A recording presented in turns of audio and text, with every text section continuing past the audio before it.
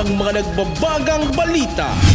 Jeepney drivers, dismayado sa atrasadong pagpapatupad ng taas pasahe. Gasolinahan sa Albay, nadiskubring nag-ooperate ng walang permit. 2.3 milyon pesos na halaga ng langis, nasamsam. Aabot sa 16% na taas singil sa kuryente. Asahan umano ngayong Abril, ayon sa Kasuray Kunos. Kamsur, papalawakin pa ang Google Certification Program sa iba pang paaralan sa probinsya.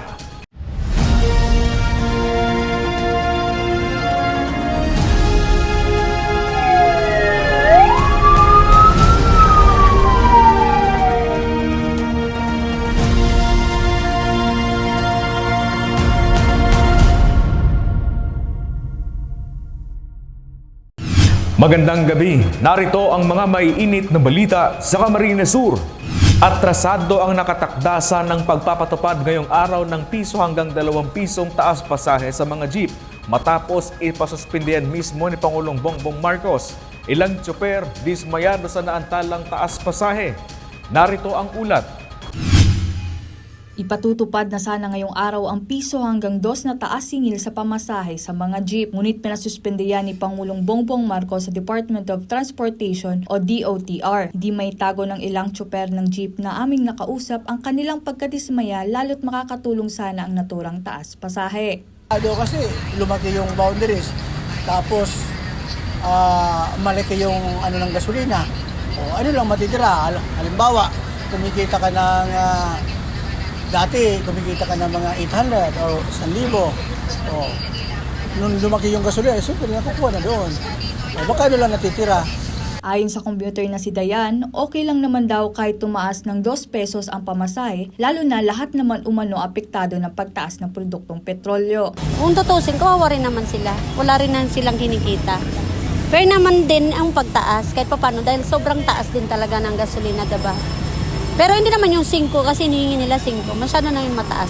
At least 2, pwede na. Para patas din kasi pare-parehas din naman tayong gusto kumita. Tsaka pare-parehas din ang mga driver, may pamilya din, diba? Paliwanag ng Pangulo, hindi pa umano napapanahon ng taas pasahe kasabay ang pagtitiyak na tutulungan ng mga nasa sektor ng transportasyon na apektado ng sunod-sunod na mega oil price hike. Huwag po mag-alala ang ating mga transport workers dahil mamadaliin po namin, dadagdagan po namin ang suporta sa inyo para naman ay hindi kayo masyadong mahirapan. Ang DOTR ay pinutusan ko na sisimula na ang libreng sakay sa buong Pilipinas. At pwede po ninyong gamitin na muna yan para pangbawas gastos sa pang-araw-araw. Kanina nagsagawa ang kilos protesta ang ilang grupo at kinalampag ang pamahalaan na suspindihin ang excise tax sa langis at suportahan sa sektor ng transportasyon. Samantha, CSN.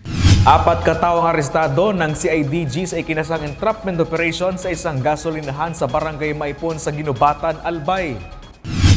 Ayon sa impormasyon, nag-ooperate ang naturang gasolinahan ng walang permit na ipinagbabawal sa ilalim ng Presidential Decree 1865. Sa isinagawang entrapment operation, nakabili ang mga operatiba ng langis sa naturang gas station at nakumpiska sa gasolinahan ang nasa 1,500 liters ng langis na abot sa 2.32 million pesos ang halaga. Nasa kustodiya na ng CIDG ang 4 na sospek na nahaharap sa batas bilang pambansa 33 na inamyendahan ng PD 1865. 1.9% ang naitalang inflation rate o bilis ng pagtaas ng mga pangunahing bilihin sa Camarines Sur nitong Pebrero.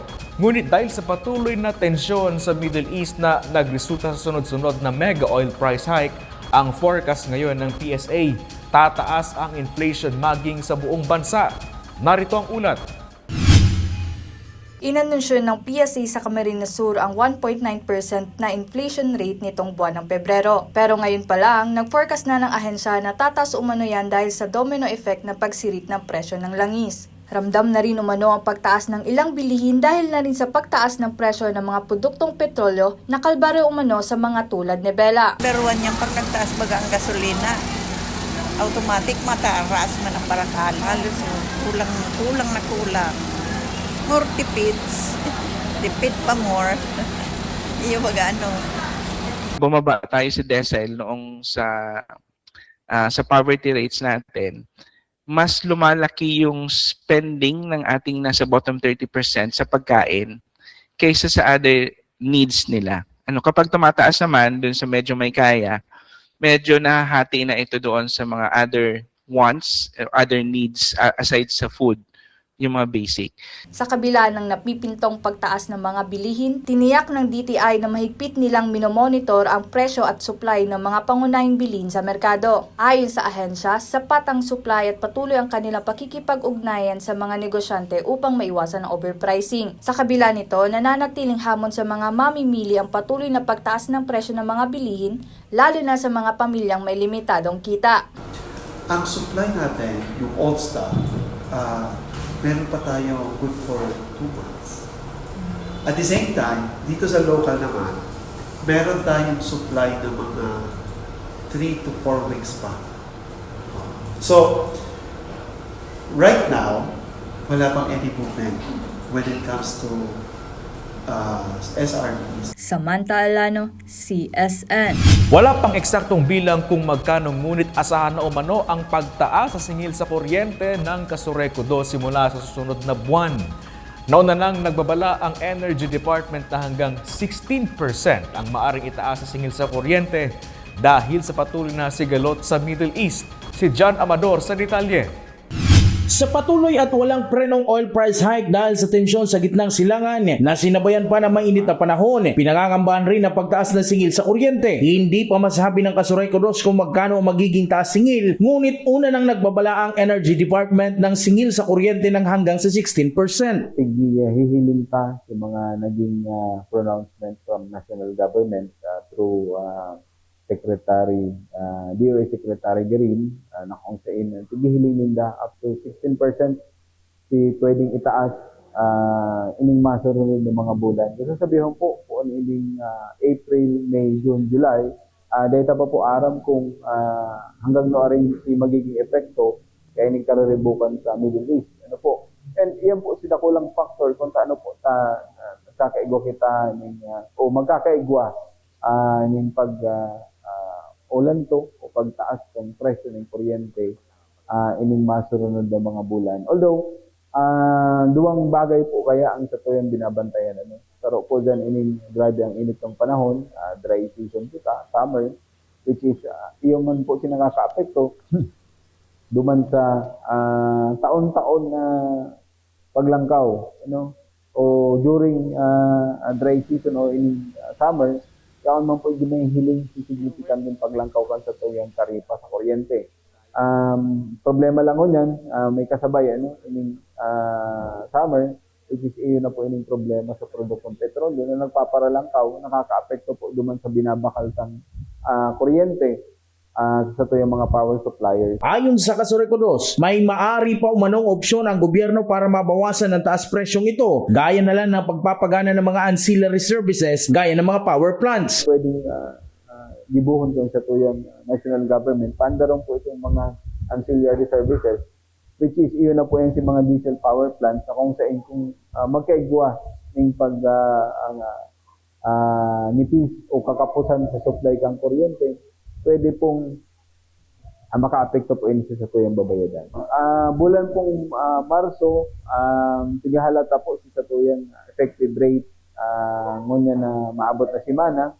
Diyan ta po may hiling kung gura no po si naging epekto duman sa tuyang generation charge. Mga opisina man kung gamit ang mga siguro during break time, pwede na magpundo kita aning mga ilaw, aircon, and sa partikan sa tuyang mga member consumer owners, iyo man po inisip sa tuyang pinapangapudan na kung saan pag may araw po kayo ng problema kita sa produktong petrolyo, kasabay na po dyan itong sa tuyang paglangkaw kang presyo kang kuryente, ang may control lang po kita duman sa paglangkaw kan sa tuyang kilowatt hour consumption o itong nakukonsumo tang kuryente per kilowatt hour. Ano po, yaon lang kita dyan magkakaigwa ng control dahil sa rates, permi po yan palangkaw. Gusto sabihin po kayo itong paggamit ng kuryente, limitaran ta o magkaigwa kita ng sistema o tamang paggamit o epesyenteng paggamit ng kuryente na mayong aksaya. Pakiusap din ng Kasureco sa mga LGU na magkaroon ng mga taong tututok sa pagpatay ng mga street lights na gumagamit ng kuryente para makatulong sa pagtitipid. Jan Amador, CSN. Isang machine gun at 2 M16 ang na-recover ng militar sa Barangay Baay, Camarines Norte. Ayon sa 9th Infantry Division ng Philippine Army, ang naturang high-powered firearms na nakabaon sa lupa ay itinuro ng 5 sumukong rebelde sa lugar. Nasamsam rin sa lugar ang mga bala ng naturang matataas na kalibre ng baril. Patuloy ang paghikayat ng kasundaluhan sa mga natitira pang rebelde na tigilan na ang madugong pakikibaka at magbalik loob sa pamahalaan. Ngayong darating na Lunes na bubuksan ang segment ng tinatrabahong kalsada sa Andaya Highway sa Sipocot, Camarines Sur. Yan ay ayon kay DPWH Secretary Vince Dizon kung saan inaasahang magiging magaan na ang biyahe ng mga bihero ngayong Semana Santa. Narito ang ulat. Inaasahang madaraan na ngayong nalalapit na Semana Santa ang ginagawang segment ng Andaya Highway, partikular sa mga bayan ng Sipocot at Lupi, Camarines Sur. Yan ang tiniyak ni Department of Public Works and Highway Secretary Vince Dizon matapos niyang bisitahin nitong Lunes ang patrabaho ng kalsada sa lugar higit 1 linggo bago ang Semana Santa. Sa katunayan, ngayong darating na Lunes ay bubuksan na ang bahagi ng kalsada sa Manangli sa bayan ng Sipocot habang bubuksan na rin sa huling bahagi ng buwan ang kalsada sa kabutagan sa bayan ng Mananglupi. Ayon sa kalihim, ibang-iba na ngayon ang kondisyon ng kalsada kung ikukumpara nung una niya itong bisitahin nitong buwan ng Enero. Actually, malaki yung, siguro napansin nyo naman din, no? Nung kasama ko ba kayo nung umikot tayo dito noon? So napansin ko, unang-una, mas mabilis yung daan natin kasi nga less na yung mga one way. Ngayon, pag nawala na lahat ng one way, two way na lahat, ang bibilis. Pero hindi pa tayo natatapos doon kasi ayusin pa natin ito ng buo. Nang dahil sa improvement sa segments ng Andaya Highway, inaasang mas magiging magaan ang biyahe ng mga biherong pauwi na kani-kanilang mga probinsya ngayong Semana Santa. Isasagawa naman ang malawakang rehabilitasyon ng daang Maharlika mula Quirino Highway hanggang Andaya Highway pagkatapos ng Semana Santa. Kasama sa tatrabauhin ay ang Mauka Bridge sa bayan ng Lupi na umuuga sa tuwing may dumara ang malalaking truck. Nagpasalamat si Dizon kay Governor El Rey Villafuerte na hahanap ng pansamantalang detour road na daraan na ng mga truck. Ang probinsya ng Camarines Sur ang mag-aasikaso mula sa aggregates at right-of-way. Ngayon, in the meantime, nag-iisip na rin kami with the help of the province of Camsur na maghanap ng detour road na dadaanan ng mga malalaking truck. Kasi later on, pag inaayos to, hindi muna tayo pwede magpadaan ng mga sobrang bibigat na truck. No? So mag-uusap kami para maghanap tayo ng detour road para yung mga malalaking truck hindi muna dadaan dito. Iikot muna para din masigurado natin na safe. Pero sa ngayon, tuloy-tuloy muna tayo. So nagpapasalamat ako kay Gov kasi nag-offer siya na yung right of way, pati yung aggregates, sila na yung mag-provide. Kami naman, we will provide the equipment, we will provide the manpower. Chris Novello, CSN. Hindi na umano namamasada ang ilang taxi driver sa Naga City dahil sa tumal ng pasahero. Umaray na rin ang mga ito dahil sa walang prenong oil price hike. Si Jan Amador sa detalye. Tira nga itong oras, ipagpila mo doon sa balyo. 12 hours. Karo lang yan. Ganyan umano ang kalbaryong pinapasan ng ilang taxi driver na namamasada sa Naga City. Ang kalbaryo nila, sinabayan pa ng walang prenong oil price hike na mas nakakaapekto sa kanilang hanap buhay. Ang ilan, pumipila sa tapat ng isang mall may sumakay lang na pasahero. Dahil pa po sir na sirit. Grabe na, mati bilang maray. Gralaw na kipik ang grab. Kasi pagkalibit sa mukang metro, 35 si per liter. Sangon yan, pira na yan. Intiro na kaming apektadong maray. Kaya ngo niya ng maray nang makaduwa, makasaro sa pila ming inigdi. Yun, big tiyatagaan migdiyo sa magapon, 2 pila saro. Kumusta lo? Anong maray? Nakakakuha pa man. Pahirak mo kang mahal na Diyos. Iba pa man, pero gaben taga. Abot banggi. Tira nga itong oras, ipagpila mo doon sa balyo. 12 hours. Karo lang yan. Ayon kay Manong Jency, tiyaga lang muna kahit mahirap. May mauwi lang kahit kaunti sa pamilya. May iba umanong pansamantalang tumigil sa pamamasada ng taxi at naghanap ng ibang pagkakakitaan habang naghihintay ng pangakong subsidiya. Kulang na sir. Ano lang, taga paruling-ruling. Ako napundo, napundo na. Si iba, si may ibang palakaya, gano'n napundo. Si iba, nabalyo sa grab, tamaray-ray ang grab. Kaya nagkaaging si Mana, pig-follow up po sa LT Parmi. Isabi sa mo, mag-follow up gyari, maabot na po. Kaya si sige lang follow up. Mabalik naman ko doon, follow up naman ko. Kasayang man, sa landbank may nakukuha si subsidy. Oo. Pigtataw sa muya ng ATM, i-rebate sa landbank. No, nakaduha na kami. Kaya baka sa aga, ma-follow up naman kami. Kapag yun si pangaran, masubmit ka ng si prangkisa, ma-release naman sila katong card sa land bank. Samantala, una nang inanunsyo ng pamahalaan na kasama maging ang mga taxi at TNVS driver sa mabibigyan ng financial assistance mula sa Assistance to Individuals in Crisis Situation o AICS ng DSWD. Jan Amador, CSN. Aabot sa 2,000 gramo ng shabu at marijuana ang itinurn over ng Forensic Unit ng Camarines Sur Police Provincial Office sa PNP Bicol para sa disposal. Pag-dispose ng mga droga, pinaliwanag ng PNP. Nagbabalik si Jan Amador. Walang recycle na droga. Yan ang binigyan diin at nilinaw ng PNP sa Kamsur. Sa katunayan kahapon March 18, itinurn over ng PNP Kamsur sa PDEA Bicol ang mga ebidensyang droga na nasamsam sa mga anti-illegal drug operations ng Kaugma Cops. Dito sa Camarines Sur Police Provincial Office, after na magkaroon ng buy-bust operation, ay yung mga nakumpiskang droga ay pinapadala yan dito sa Provincial Forensic Group dito sa ating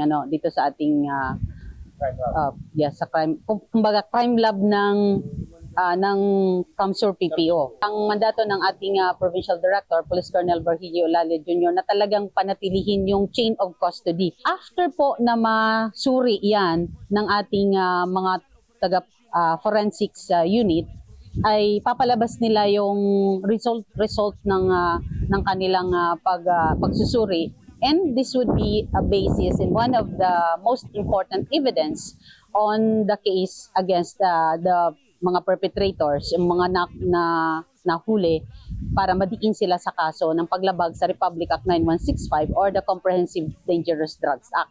So ito naman mga droga na to, once na matapos na ang mga kaso, ay ito turn over naman ito sa Regional Forensics Unit. And may mga pagkakataon na tina-turn over ito sa National Forensic Unit. Pero minsan ang National Forensic Unit binibigyan na din ng approval ang Regional Forensics Group na siya ang mag-destroy nitong mga illegal na droga. Ang mga droga na to ay hindi pwedeng i-recycle. Bawal po 'yan. Kaya yung mga ninja cops na sinasabi natin noon, yung baga nagre-recycle, nagdadakip ng mga sa illegal na droga, tapos i-set aside ang yung mga part ng ibang droga para ibenta uli, hindi po yan totoo at hindi rin po yan pwedeng payagan ng Philippine National Police. So, ang mga droga na nakumpiska ng ating kapulisan, ito po ay dinidestroy. Dagdag ni Captain Altesa, ang mga serye ng drug buy-bust operation ay hindi dahil dumadami ang supply sa probinsya, kundi patunay na hindi tumitigil sa panghuhuli sa mga nasasangkot sa illegal na droga ang pulisya. Hindi lumalaki yung droga. Kaya lang, minsan may mga talagang mga gumagawa nitong mga illegal drugs na hindi natin napiprevent dahil lang sa, syempre, pera to malaking pera at malaking negosyo to. So, they just continue manufacturing or making these drugs para makakuha ng pera. This is a business para sa kanila at talagang malakihang business ito. So itong ating mga series ng pagkakandak ng mga anti-illegal drug operations ay patunay lamang ng commitment ng kapulisan na kahit gaano pa kadami at gaano kakarami ang gumagawa ng mga illegal na droga at mag-a-attempt na ipakalat ito, ibenta ito, nandyan ang ating mga kapulisan para hulihin sila, para ma-stop yung kanilang mga illegal drug operations at ma-prevent na itong mga illegal drugs na to ay magamit na ating mga kababayan. Jan Amador, CSN. Kinilala ng lalawigan ng Masbate ang Camarines Sur dahil sa malasakit at tulong nito sa probinsya ng manalasa ang bagyong Opong Setyembre noong nakaraang taon. Sa naging pagdiriwang ng ika-125 founding anniversary ng Masbate, iginawad ang Bangon Masbate Bayani Awards na tinanggap naman ni Councilor Vice Governor Sal Fortuno Jr. sa ngalan ni Governor El Rey Villafuerte. Ayon kay Fortuno, ang pagkilalang ito ay kaugnay ng pagtulong ng Camarines Sur sa Masbate nang tumama ang bagyong Opong kung saan ipinakita ang diwa ng pagkakaisa, bayanihan at pagtutulungan ng mga Bicolano. Nangun ang probinsya ng Camsur alinsunod sa utos ni Gov. El Rey na magpadala ng agarang tulong sa Masbate na hard hit ng bagyo. Ilan sa mga serbisyong dinala ng Camsur sa Masbate ay ang clearing operations, medical missions, air-to-water technology at marami pang iba.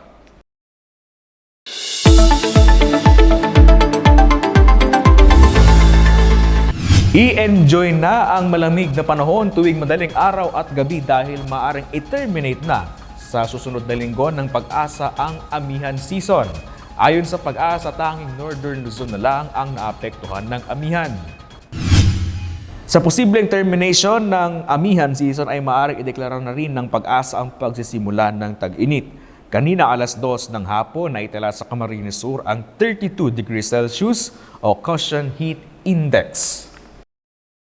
Benepisyaryo ng Food for Work program ang nasa 300 residente ng Pamplona, Camarines Sur. Si Jem Garcia sa detalye.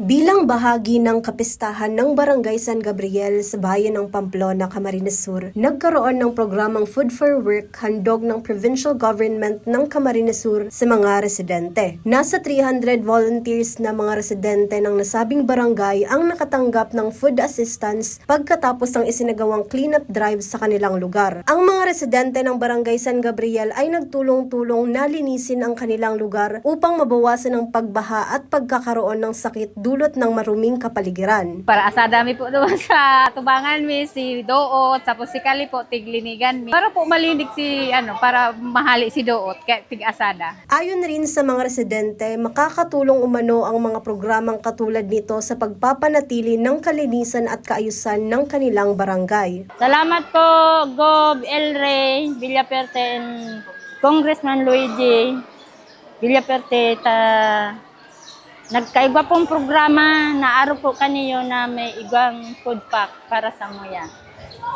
Nalinigan mi po ang bilog na San Gabriel. Malaki ang pasasalamat ng Barangay Council sa pamahalang panlalawigan dahil sa ganitong programa na nakakatulong sa mga residente. Gov. El Rey and Kung Luigi po, dakulang pasalamat po hali po sa Barangay Council and also po sa kuya na ako po asa imo ang nagrani kang time na ito.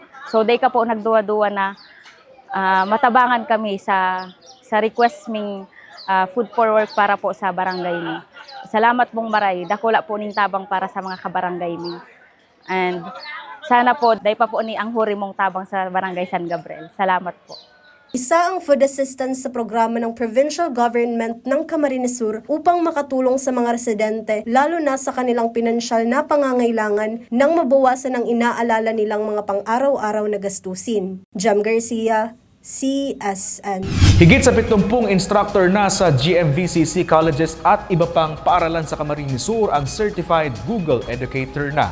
Target pa yang palawakin sa iba pang paaralan sa probinsya sa layong Smart and Future Ready Camsur.